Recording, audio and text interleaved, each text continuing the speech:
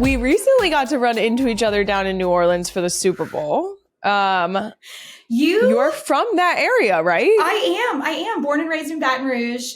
But if you like, so many people were like, oh my gosh, you must be so excited the Super Bowl's in Louisiana. I'm like, I wish it was anywhere else. I'm like, this week is so chaotic. The last thing I need is more distractions, like more people I need to see, more things going on when we've already got like everyone we know in the football world in one place. It was just like, I think we had a blast. But it was just a lot. It was just a lot. But I was glad more than anything it wasn't in Vegas again, because that, I don't know that we could survive a second time. Train wreck.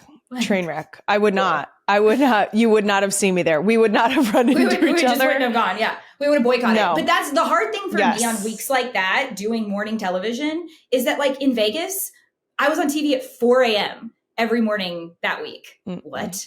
And in New Orleans, at least it was Central Time. So it was 6. But like all the fun events, all the things we want to do are at night that week, right? And then I'm trying to say, okay, I'm going to be responsible and go to bed and get a couple hours of sleep until I run into you.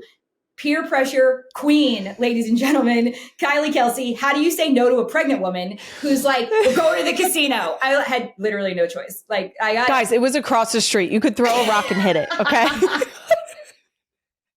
And to be fair, I was rallying the ladies, okay? Because I kept getting stuck with these groups of men who were like, maybe we'll go do this. And I'm like, I need women and I need to test our luck. That's what I need to do.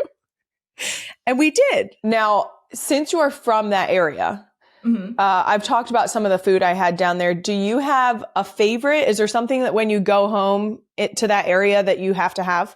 Oh yeah, I want a chicken and sausage gumbo.